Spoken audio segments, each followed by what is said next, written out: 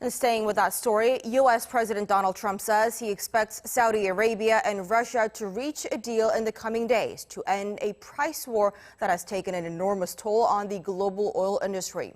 His announcement on Thursday caused crude oil prices to skyrocket. Our Seung-jae with the details.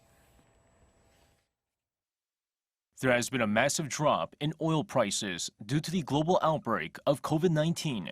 But U.S. President Donald Trump on Thursday tweeted that he had brokered a deal with Saudi Arabia and Russia to cut output and arrest the price rout.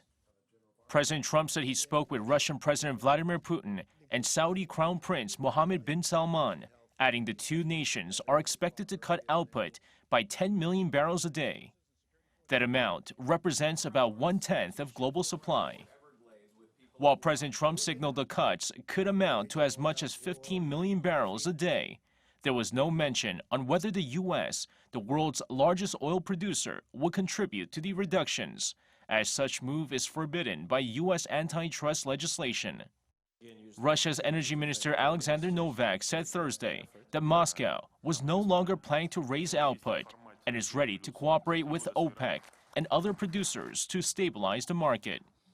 On the same day, Saudi Arabia called for an emergency meeting of OPEC and non-OPEC oil producers, saying it also wants to reach a fair agreement to stabilize the market.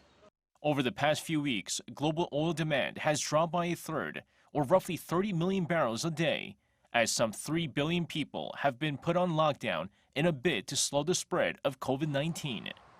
The sharp decline in demand sent oil prices to their lowest levels since 2002, close to $20 a barrel. The price drop dealt a huge blow to the U.S. shale oil industry, which cannot compete at such low prices. President Trump's announcement of a looming deal sent crude prices soaring by up to 45% at one point during trading on Thursday. Seung-jae, Arirang News.